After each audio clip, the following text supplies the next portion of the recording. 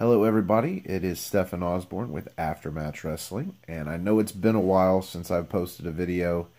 Don't have very many subscribers, so I'm sure nobody really cares. But it is Thursday night, Friday morning, and we are going into WrestleMania weekend. Today starts the first of 5 days of non-stop wrestling activities. We have the Hall of Fame ceremony tonight, which I'm off for. I'm off all 5 days. I am ready to fill my long weekend full of wrestling. The Hall of Fame is tonight at, I think, 8 o'clock on USA probably, and I really don't have any predictions for that. NXT TakeOver New Orleans is Saturday night, probably 8 o'clock again. I could do predictions for that, but I don't really watch NXT, even though I really should, based off of what I've heard. But I really only watch the NXT TakeOver shows because I know they are going to be amazing, and they have never disappointed before. So I won't give a prediction for that show, just because I really have no basis for doing so. However, Sunday night is the night for wrestling fans. It is WrestleMania. And I am here to give my predictions. I'm going to start with the WrestleMania kickoff show, the pre-show, the nobody's going to watch show, whatever you want to call it. I will probably be watching because I'm going to be watching all day long. Probably going to get my food early and just sit in this chair for about 6 or 7 hours straight. And it's going to be a long night, but hopefully it's going to be a good night. I will start the predictions off with what I think is going to be the first match on the card. Somehow I think the Andre the Giant Memorial Battle Royal is going to be first on the card. Now I want to make a mention of my feelings on the names of these Battle Royals, because it really just, it's kind of off kilter now that they had to get rid of who was it? Not Mae Young, the Fabulous Moolah as the memoriam for the Women's Battle Royal. It's kind of sad that, well, first of all, it's kind of sad that they used Moolah in the first place, because they had to have known there was going to be backlash over that. Maybe they didn't think it was going to come, and they thought, everybody was just going to glaze over the fact that it was Moolah, but they had to have known that something was going to happen. They could have picked a much better person. They could have picked...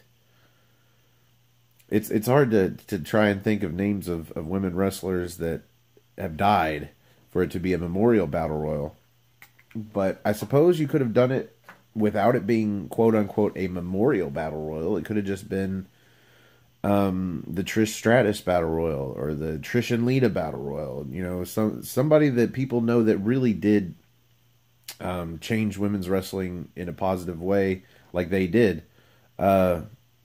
Anyway, I think they either need to get rid of Andre the Giant Memorial Battle Royal and call it the Men's WrestleMania Battle Royal, or they need to, I guess, next year, or maybe at the WrestleMania show, choose China. I know that there might be a tiny bit of backlash with China for being, in porno after the fact, after her WWE career. But I really don't think that should matter, because she was already done with her wrestling career in WWE at that point. And I don't think it should be held against her. The accusations against Moolah were from throughout her wrestling career while she was, the 20-year or whatever women's champion. Her allegations were her career was an entire allegation, just about. So I understand that, but the China Memorial Battle Royal would have been great. Could you imagine the trophy of China in that same pose that Andre the Giant is in on his trophy? She did that pose many a night. I've been watching Raw from '98. I started at the very first Raw of '98 a few months ago, and I am almost through an entire year of Raw and pay-per-views. And China does that pose more often than anything else. She does that pose while Triple H or Shawn Michaels or the Road Dogg are on the mic. They need to change one or the other. It needs to be the men's WrestleMania Battle Royal and the women's WrestleMania Battle Royal, or they need to find somebody to put on a trophy for the women's Battle Royal. It just makes sense. I get it for this year to just get the change in as quickly as possible to just call it the women's WrestleMania Battle Royal, but starting either during the Battle Royal or next year's women's Battle Royal, they need to have somebody to memorialize, because it doesn't make sense. I guess the best way to put it is, without a woman to memorialize in the Battle Royal, it seems like they are just doing it because the men have one. And although that's a decent enough reason, it's not a great reason, considering the men's Battle Royal is a memorial Battle Royal. So I think they need to either find one to change the trophy the day of WrestleMania and call it. I'm all for the women's Battle Royal. She had an untimely death. It's been really recent. It makes sense. She was a great wrestler, and she did more for women's wrestling than a lot of women, because a lot of women that did change women's wrestling for the better only did it amongst themselves, women versus women. Chyna did it with everybody. Chyna wrestled everybody. And I think she deserves that spot. But that's just my opinion. I'm going to start my predictions, though, with the Andre the Giant Men's Memorial or Andre the Giant Memorial Men's Battle, however it's called. The Dre. Honestly, I could give two fucks about who wins this match. I really don't think anybody out there cares who wins this match, unless there's a surprise entrance that people really care about for other reasons, like Goldberg. I could give two fucks who wins this match, because it doesn't mean anything. They don't ever go on to do anything. It seems like winning the Memorial Battle Royal is a one-way ticket to getting put on the job squad. I mean, it's a one-way ticket to obscurity. And it's been that way basically forever, for the last 5 years, or the last 5 Battle Royals. So I don't care who wins. Based off of SmackDown, I guess maybe Baron Corbin's got as good a shot as anybody. If Goldberg's in the Battle Royal, Goldberg's going to win. If Samoa Joe gets put in the Battle Royal, I could see Samoa Joe winning. Same thing with Big Cass. I could see the Big Show winning a second Battle Royal. I'm going to go with Baron Corbin, though. I think Baron Corbin winning 2 Andre the Giant Memorial Battle Royals is going to be something to put on his record. It is going to be something good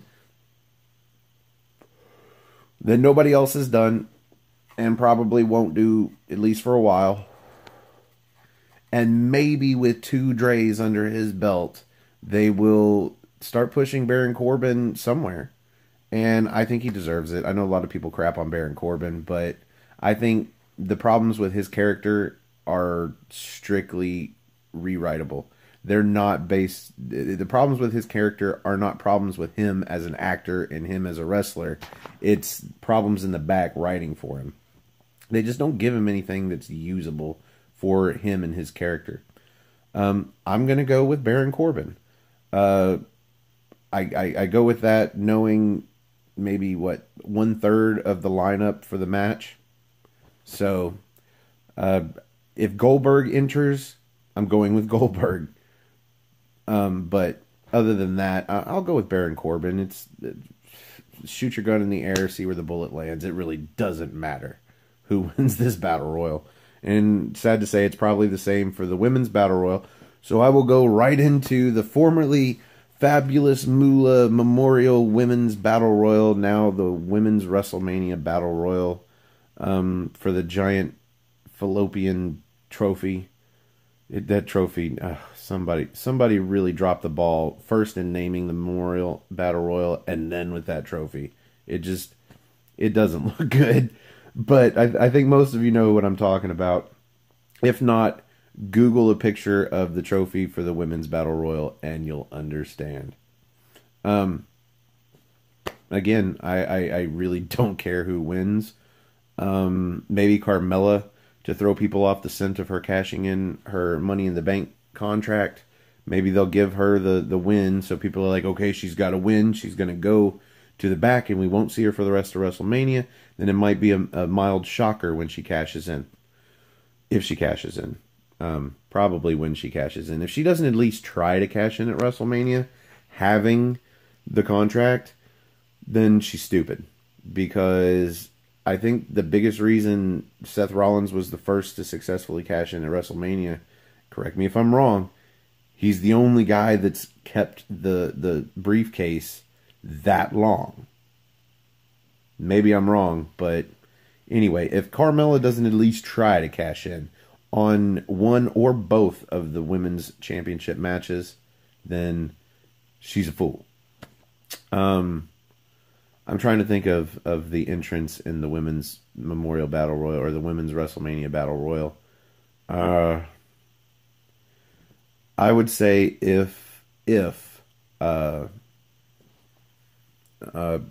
maybe not, but I don't know. That's hard for two reasons. First, I don't know everybody that's going to be in it. And second, who the fuck cares?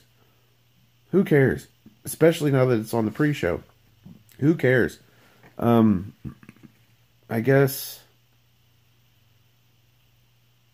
You know what? If Tamina... I don't know if she's cleared to wrestle yet or not, but if she is, if Tamina makes a return, I'm going with Tamina. Of all the women that I know are in the match, I guess I'll go with everybody else and say that it's going to be Bayley and Sasha Banks as the last two, and one of them's going to win. If so, I would say Sasha Banks, because it looks like she's the one that's probably going to be getting the heel turn at the end of this, and it would make more sense for her to win. Although they kind of enjoy pushing Sasha Banks, even if it's kind of lightly and for not very long. I don't see her becoming a member of the Job Squad after winning it, so maybe it actually will make a difference. I don't know. I'm just going to say Sasha Banks. And I'm not even all that big of a Sasha Banks fan necessarily, but it's as good of a guess as any, I guess. And then hopefully what will main event, if you could call it that, the pre-show, will be the Cruiserweight Championship match, since it is the only match of the three that is actually for a title. A match that should be on the main show. I mean, I think we all can agree that a title match like that, especially one that's coming at the end of a 16-man tournament to try and save 205 Live, should be on the main card. But it's not. So I guess it should be the main event, the lead you right into the beginning of WrestleMania. And it's between Mustafa Ali and Cedric Alexander. Now, I could see Mustafa Ali becoming a heel and taking the title, just in the sense that, you know, a heel turn during the match somehow, you know, written in, would give him the clout or the momentum to get the title during the match. However, even though I don't watch 205 Live, I did watch the entirety of the Cruiserweight Classic, and if either of those two guys deserve the title, it is Cedric Alexander. And even if it was just for a few of the matches in the Cruiserweight Classic, he had the crowd behind him to the point to where the crowd made sure that he did not go home without a contract. So, I'm going to go with Cedric Alexander. Somehow I feel like he's the one that they're going to pin the title to and hope that they can get him over with the crowd and turn 205 Live around. I don't think it's going to happen, at least not with the way that they're booking it yet. But as far as I know, Triple H has taken over the entirety of 205 Live booking and everything else. So maybe they'll be able to salvage 205 Live. But honestly, without names and stars that people care about, and it's sad to say that really people don't care about Mustafa Ali or Cedric Alexander, really. I mean, if Cedric Alexander had won the Cruiserweight title during the Cruiserweight Classic, people might care about him now. He might be a big name. But at this point, again, it's a pre-show, kickoff, whatever match, and nobody cares. That's probably why it's on the pre-show, because nobody cares. But I'm going to go with Cedric Alexander. And that's 15 minutes into my video, and I haven't even gotten to the main card yet. But I am now at the main card, and for the sake of time, I will try to get through these quickly, but give me a break. There's 11 matches on the main card. It is crazy. But there is one thing I do want to say about the main card. It is very evenly distributed between Raw and SmackDown. If you'll notice, all of the titles are mirrored. There's one for SmackDown, there's one for Raw. Tag Team Championships, Women's title, the Men's World title, and the US versus the IC title. It is very even, one match per show. Even though some of the matches have more or less opponents in them, it is still a very, very mirrored card. And even the matches that aren't for championships, you have one for each. You have the tag team match with Daniel Bryan and Shane McMahon, and you have the tag team match with Stephanie McMahon and Triple H. And then the John Cena Undertaker match, you can't really call it a brand because John Cena is a free agent and the Undertaker doesn't work. So you can't say Undertaker is Raw or SmackDown because he never shows up to either show. I mean, he was at the Raw Anniversary show, but that's not canon apparently, so it doesn't matter. But yeah, it's a very evenly distributed match card, which I like. It doesn't favor Raw since Raw is 3 hours and has more superstars. It is even between the two of them, even down to the fact that even though the Cruiserweight title and the Cruiserweights are owned by Raw, 205 Live goes on after SmackDown. So it's kind of a give and take here. Even I would say that title is both SmackDown and Raw. Because if you go to a SmackDown show, you're going to see the Cruiserweights, regardless if it's on TV or not, or on the network. So I'm going to go one by one, title for title, show to show. And then I will get to the 3 matches that are non-title matches before I get to the 2 that are the main events for each show, the WWE Championship and the Universal title. So I'm going to start with the SmackDown Tag Team Championship Triple Threat match. And that match, if it's not Daniel Bryan opening the show to the crowd going crazy, or Rusev coming out first to open the show to get the crowd to go crazy, then the Tag Team Triple Threat match for the SmackDown Tag Team Championships needs to go on first, because that match is going to pump that crowd up. I have high hopes for that match. It is hopefully going to be amazing. Amazeballs, as Archer would say. My pick, and I'm sitting here looking at my notes. It's going to be so hard to pick all these matches. I'm going to say, I want to say the Bludgeon Brothers, because I want to say that they're going to go into this match and they are going to destroy both the New Day, all 3 of them. Not even 2 of them, and one of them's on the outside. They're going to destroy all 3 of them. They're going to destroy the Usos, and they're going to pick up the Tag Team Championship belts. But I can't. I can't go with the Bludgeon Brothers, even though it would make sense for them to win.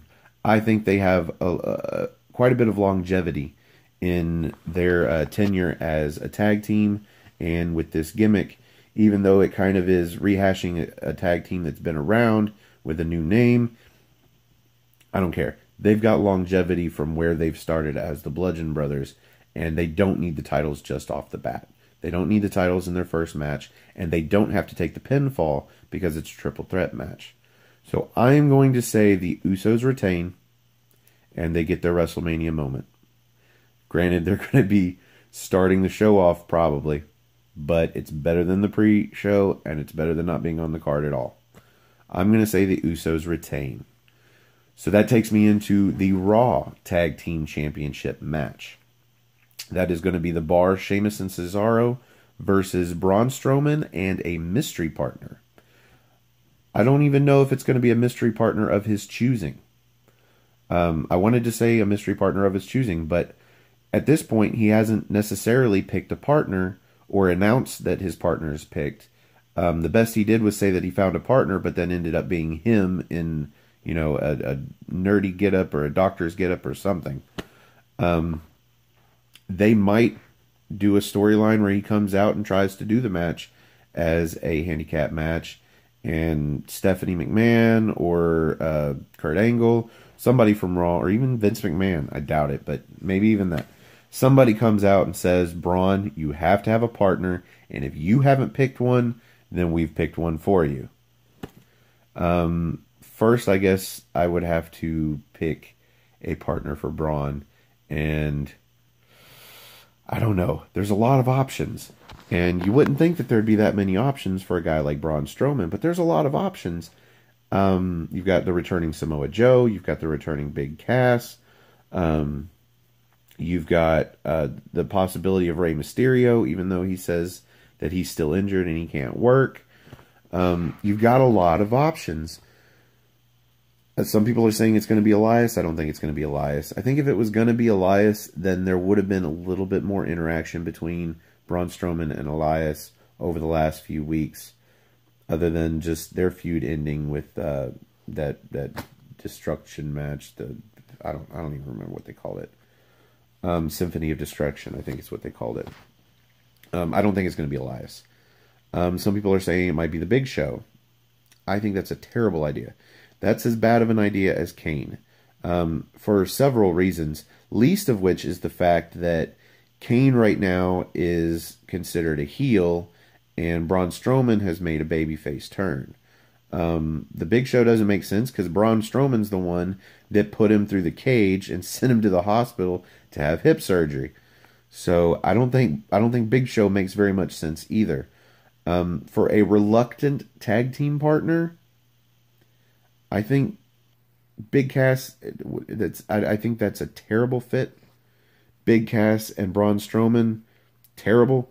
Mostly because I think Braun Strowman actually is entertaining in the ring, and Big Cass is absolutely god-awfully not entertaining in the ring.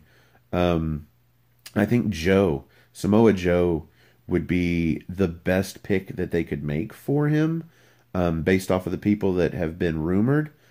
However, I would pick someone completely off the wall. Someone's not even in WWE anymore. I would pick the Chinless Wonder. Oh crap, what's his name? Oh, this is going to kill me. Well, you know who I'm talking about. Crap, what is his name? I'll get back to that. You know who I'm talking about.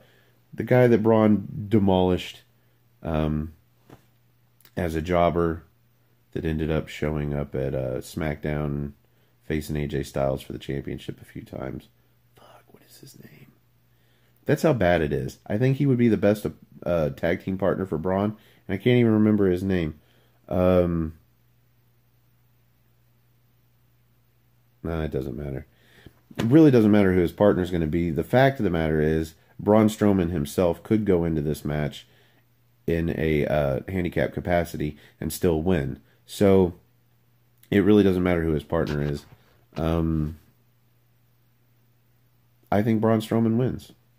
At this point, you can't have Braun Strowman lose. God, what is his name? This is killing me. And it's 24 minutes in. There's no way I'm restarting this video, and I have no idea how to edit these. So it's just going to kill me until I remember this guy's name. It's on the tip of my tongue. Tell you. Well, let me go on to other matches, and then maybe I'll remember his name. It'll just pop out, while I'm trying to say something else. Anyway, I think Braun Strowman's going to win. You cannot book Braun Strowman to lose. You could give him a partner that could take the pinfall, but it's still Braun Strowman losing. And I think the Bar has had a great run, and they have nothing left to prove, and they'll still have time to, get their tag team rematch and have a little bit of a feud on their way out of the tag team picture.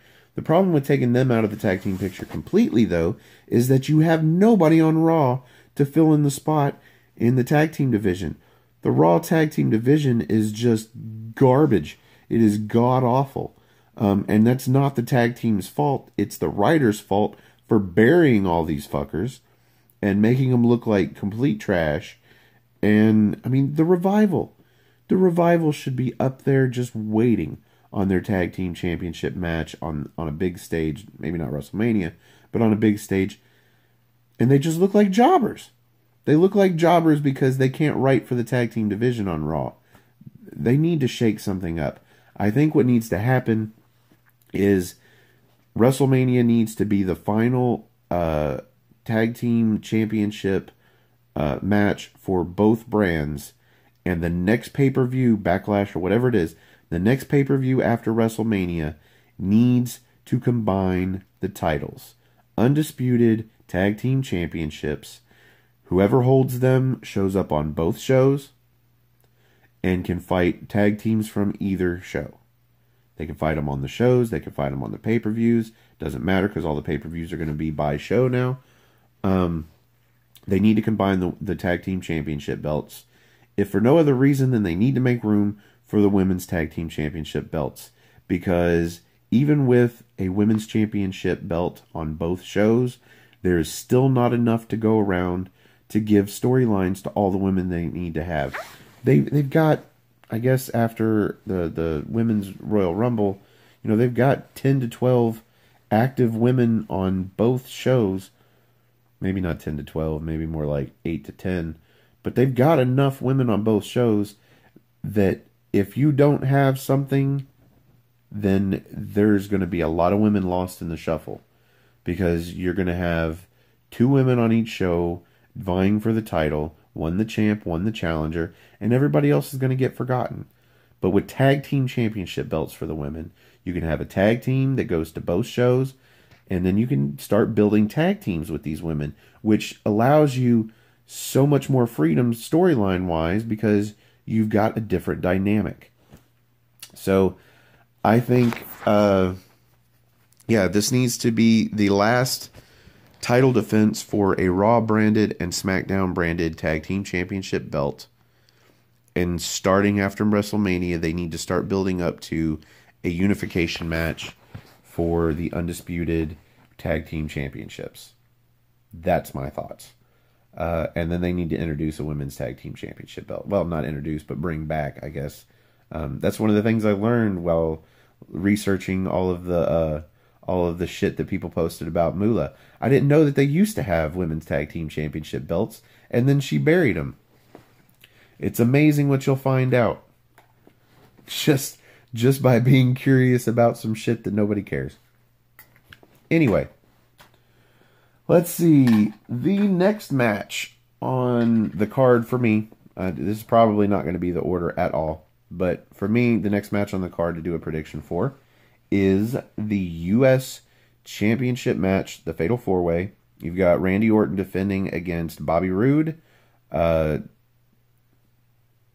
Mahal, and Rusev. Happy Rusev Day, everybody. I want Rusev to win. I don't necessarily think Rusev is going to win because they have completely fucked up whatever natural heat or a natural heat that he's got from the crowd. They've completely fucked up the possibilities with Rusev, at least thus far.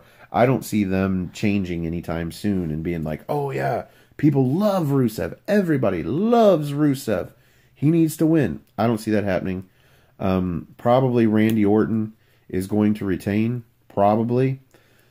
But this is going to be the time where I'm going to predict Rusev, even though I really don't think it's going to happen. I'm going to predict Rusev because that's how bad I want to see Rusev get his win at WrestleMania, get the U.S. title back, and finally be given a little bit of a push to go out and people have a reason to be behind him other than just the fact that it's Rusev Day.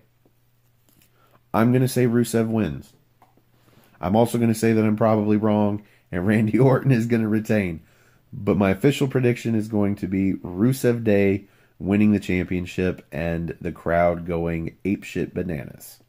So that's my prediction for that match. Next match would be the mirror from SmackDown to Raw of the mid-card title. That would be the IC Intercontinental Championship.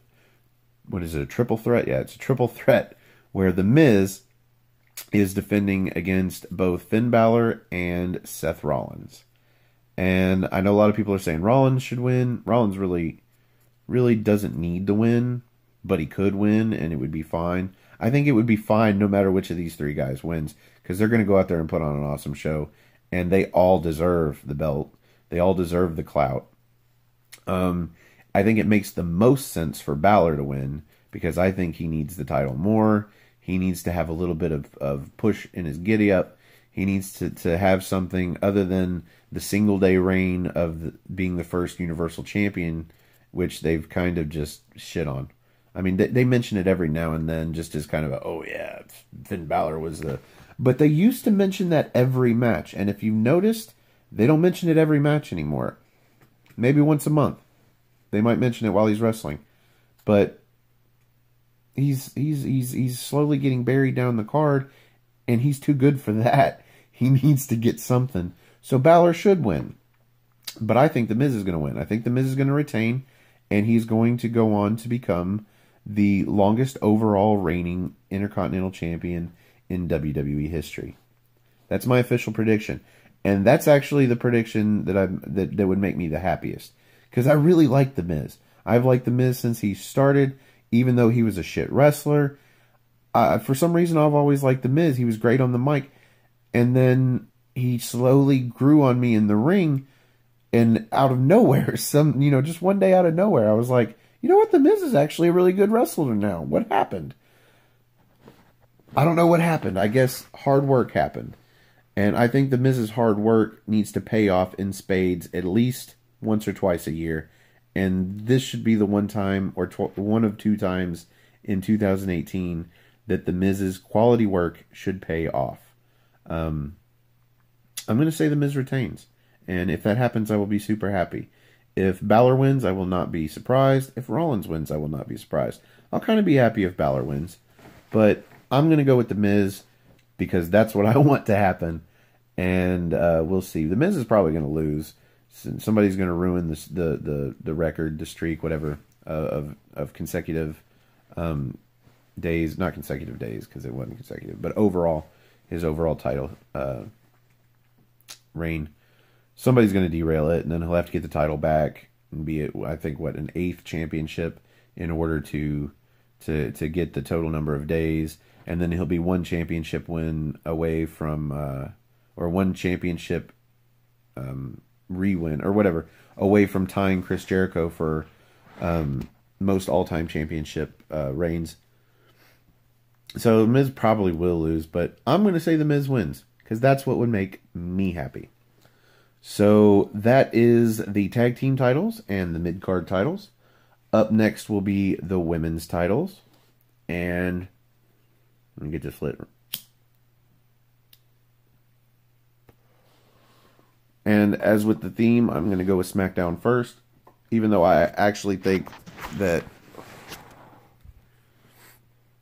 the SmackDown Women's Championship match should be further down the card than the Raw Women's Championship match. It seems to me that the Raw Women's Championship match does need to go on after the SmackDown Women's Championship match, because if Carmella does attempt a cash-in during the SmackDown Women's match, it's going to be unsuccessful.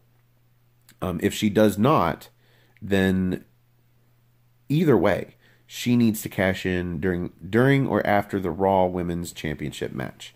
That's the title she needs to get. Asuka's moving to SmackDown. I guess that gives away my prediction. I think that's everybody's prediction.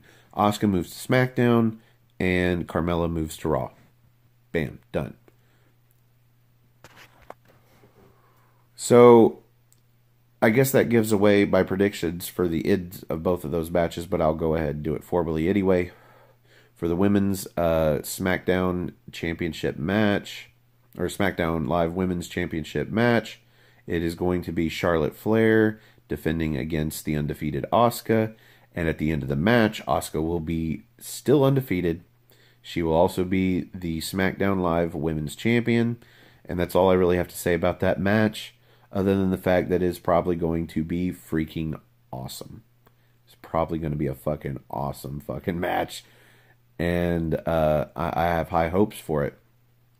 For the Raw Women's Championship match, where Alexa Bliss is defending against Nia Jax. Nia Jax is going to dominate this match. She's going to dominate Alexa Bliss. She is possibly going to dominate Mickie James on the outside. If Mickie James comes to ringside for the match, she might have her spot in the Women's Battle Royal, and that be that. But I can't see her being, joined at the hip with Alexa Bliss for all this time in the build-up to this match for her not to be at ringside, at least as some way to make it look like Alexa Bliss might stand a chance. But Nia Jax is going to dominate. The problem with me is whether Nia Jax wins it outright or if she gets disqualified because she dominates too much and she gets herself in trouble. I'm going to go out on a limb and say Nia Jax wins. No, you know what? Based on what I think Carmella needs to do, no, I'm gonna rescind that right now. As you can tell, I'm deciding my picks as I'm doing this video, so I have not put any prior thought into this video. I'm gonna say Nia Jax gets herself disqualified. She goes way overboard. She beats Alexa in the corner through a 5 count, or takes her outside, beats on her and Mickie James, ends up getting counted out. Something where Alexa Bliss retains just without having to pin or submit Nia Jax. So Alexa Bliss wins, but she gets tore up.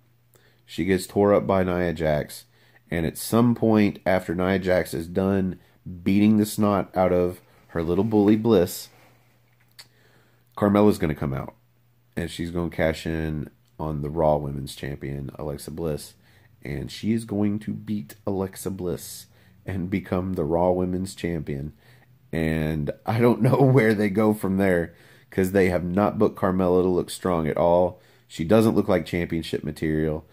I could see maybe if they put 3 to 6 months into her character development and building her character, her maybe becoming championship material, but not where she's at now. So I don't know where they go from there, but I say Alexa Bliss retains via shenanigans, disqualification, countout, something, and then Nia Jax beats the crap out of her, and Carmella comes out, cashes in, and becomes women's champion over on Raw. So that's my predictions. I think I'm halfway through the card, maybe, and I'm 40 minutes into this video. So yeah, even wrestling prediction videos are long for WrestleMania. The WrestleMania card itself is going to be butthurt ridiculous. Like, we are all going to be so tired by the end of that show, it's not even going to be funny. I think we're all going to end up going to bed early, probably. But anyway, moving on. From the women's title matches to the 3 matches that are non-title. I'm going to start with SmackDown. Even though I think Daniel Bryan should be damn near toward the end of the card, if not the final match. I'm going to go ahead and... Oh, that one's out. For those that are wondering, this is Listerine mint spray. I know it's hidden in my hand most of the time. I just do this when I smoke because I like the taste. I like that extra mint flavor. Anyway, Daniel Bryan and Shane McMahon in sort of a grudge match against Sami Zayn and Kevin Owens. And this match could go a lot of different ways. My prediction is based off of the fact that Shane McMahon probably is not cleared to wrestle. No matter what they say, no matter what he said on SmackDown, I don't care what they say. Diverticulitis is more serious than they're giving it credit for, at least at this point. I don't see Shane McMahon taking any bumps. He's not going to get in the ring and wrestle. He's not going to have anything to do with this match until Daniel Bryan goes for the hot tag. Daniel Bryan's going to start the match. He's going to get beat up by Kevin Owens and Sami Zayn. He's going to come back. He's going to get beat up. He's going to come back. He's going to get beat up. They're gonna work a good tag team match against him, keeping him away from Shane. When he finally manages to get them both down and try and get the hot tag to Shane, Shane's going to pull back. He is not going to take the tag. He is going to leave Daniel Bryan high and dry. And this is the only way that it makes sense for Daniel Bryan to lose his first match back, is if Shane turns on him and Kevin Owens and Sami Zayn basically double team him until the point to where one of them can pin him. This accomplishes two things. First of all, Shane McMahon is in the match and Shane McMahon should not be wrestling. This accomplishes Shane McMahon not having to wrestle. It also accomplishes not... The best way to put this is, I don't trust WWE to keep Kevin Owens and Sami Zayn quote-unquote fired and to figure out the best way to get them back on TV, be it on SmackDown Live or Raw. Trading them over to Raw is lazy writing. There's got to be a better way, but I don't trust WWE to even figure out a better way, let alone do it right. So, my prediction is Shane McMahon turns heel on Daniel Bryan. Daniel Bryan takes the pin from whomever. Doesn't really matter. Shit. At that point, it really doesn't matter if there's a pin, other than the fact that there has to be a pin for Kevin Owens and Sami Zayn to get reinstated. So anyway, my pick is Kevin Owens and Sami Zayn. They get their jobs back because Shane McMahon turns on Daniel Bryan. Now for the Raw untitled match. I guess that's a way to put it. Non-title match. Ronda Rousey and Kurt Angle versus The Authority, Stephanie McMahon and Triple H. And Ronda Rousey's got to win this match. There's no ifs, ands, or buts about that. They have built this up and built Ronda Rousey up over the last few months. She does not need to lose her very first match at WrestleMania. Well, very first match, period. And it's at WrestleMania. Even worse, there's no reason she should lose this match. This needs to be the match that saves time for everybody else. It needs to be a squash. Let Kurt Angle and Triple H start the match off. Get in a good 2, 3, 4 minutes of trading back and forth. One of them gets over on the other one, whoever, whatever. Kurt Angle gets the hot tag to Ronda Rousey. Stephanie McMahon reluctantly gets in the ring because she knows she's about to get the shit kicked out of her. And then Ronda Rousey beats her ass and breaks her arm. Period. Puts her in some sort of arm submission, and Stephanie McMahon taps out. And that's the end of the match. After all the entrances of, probably 10 minutes worth of entrances, get the match over in 4 or 5 minutes, move on to the next one, give other people time. Plus, it'll help protect Ronda Rousey, because even if she's been training at the Performance Center every day for the last several months, she's still not ready. I have no idea what it takes to be ring ready, but I can tell you right now, she's still not ready. Watching her catch blocks on the, not the Riot Squad, but the Absolution over the last few weeks, yeah, she's not ready. It needs to be fast, and it needs to be over quickly. And Ronda Rousey needs to win. Period. I'm going to actually save John Cena versus The Undertaker for last, because I feel like that should be the last match on the show. And I'm going to do my predictions and how I would do it, set the whole fucking thing up, and I'm just going to do that one last. So, normally I would go with the flow on this one and do the SmackDown World Title second or first.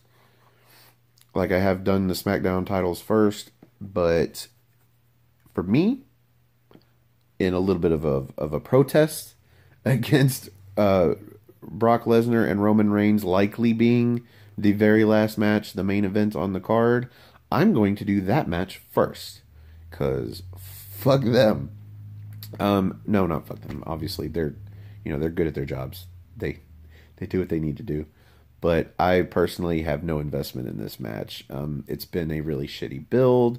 I wasn't invested in the match from the time that I knew that it was going to happen, probably 8 months ago. I completely lost all investment in the match. I don't care. Roman Reigns is probably going to win. That's what everybody says. But based off of Paul Heyman's promo on the last Raw, the go-home show, I'm going to say Brock Lesnar wins. I don't know why. I don't know how. I don't really care. But I'm going to say Brock Lesnar wins. I'm going to say Brock Lesnar F5s Roman Reigns in the middle of the ring, pins him 1, 2, 3, and the crowd, instead of booing Roman Reigns out the door because he won, the crowd is going to be shocked into silence. Shocked into silence. And keep that in mind when I go into the John Cena versus Undertaker match, because we're going to go from the shocked silence into that match and how I would play it out.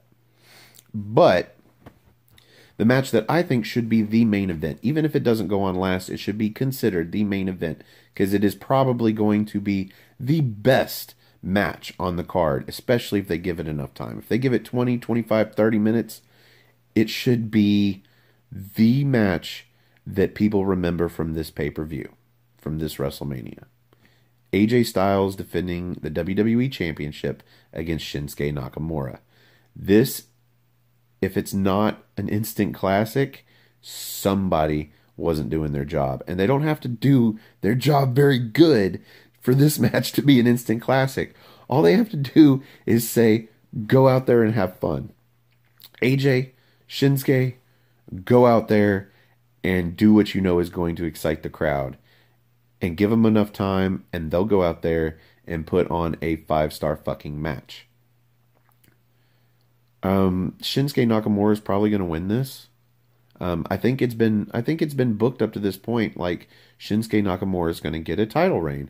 AJ might win it back. I don't know. But my official prediction, what I would like to see, because I'm still not completely sold on Shinsuke Nakamura as a main event champion, I hope, and I'm predicting, AJ Styles retains. He gets a phenomenal WrestleMania championship retention moment, fireworks going off and everything. AJ Styles retains. I'm not ready to see Shinsuke Nakamura as the WWE champion. He needs the Rosetta Stone.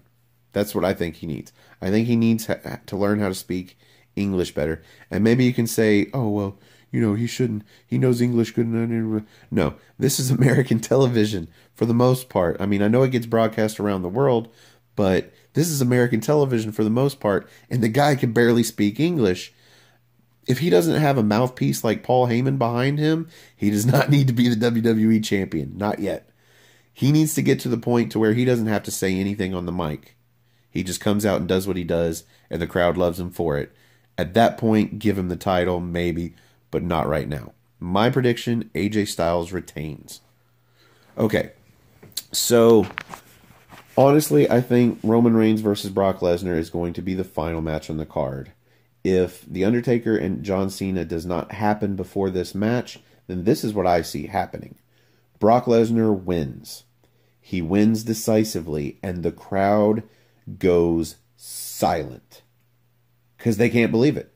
Everybody knew Roman Reigns was going to win except for Paul Heyman. Paul Heyman spoiled it, but nobody believed him. Brock Lesnar wins, crowd goes silent. Nothing. You can hear a pin drop, but you don't hear a pin drop. You hear the bell toll.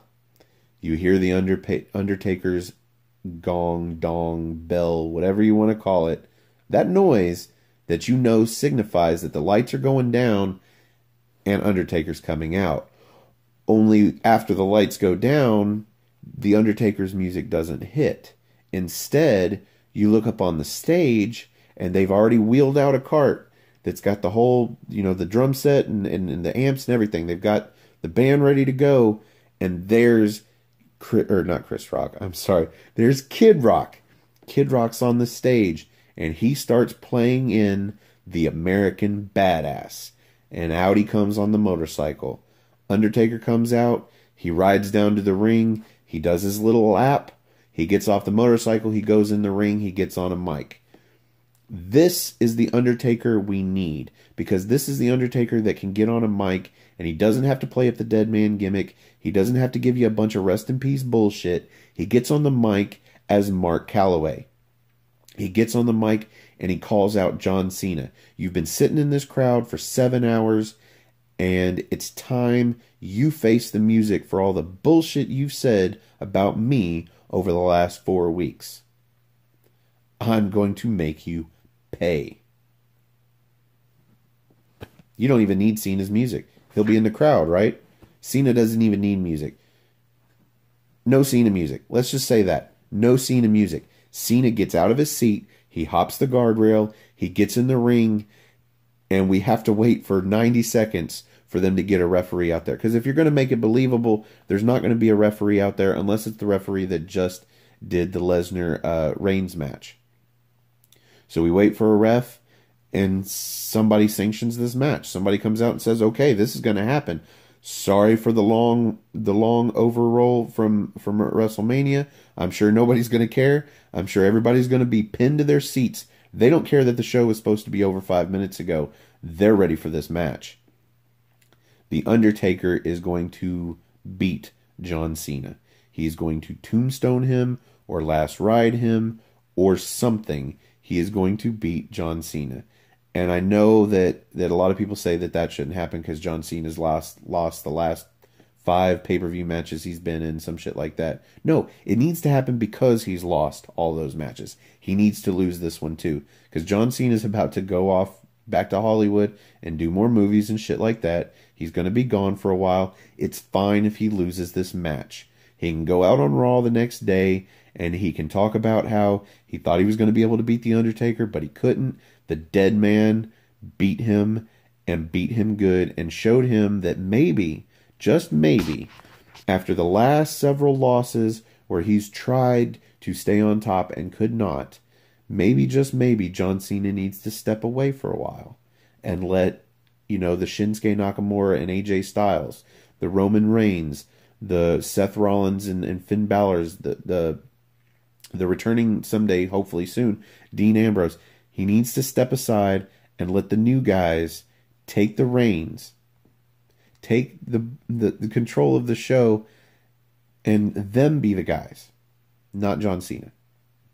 I think this is the perfect send-off for John Cena for the next 3 or 4 or even 6 months until SummerSlam.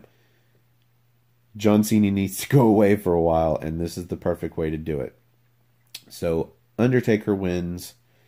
Everybody in the crowd actually goes home happy because the last thing they saw was not Roman Reigns beating Brock Lesnar, as everybody is assuming it's going to be. The last thing they saw was the returning Undertaker as the American Badass put John Cena in his fucking place. Y'all have a good night. I'll see you on my next video. And I hope you enjoyed this one. It was damn near an hour. And I do apologize for the length, but it was a 14-match card. So I did the best I could. Anyway, this has been Stefan Osborne for Aftermatch Wrestling. I hope you enjoyed the video. If you agree with me, that's great. If you disagree with me, leave something in the comments. Somebody debate me on this, because some of the things I've said are a little controversial, I think. Some of the things I've said nobody's thought of, I think. Please, somebody talk to me about wrestling. Y'all have a good night.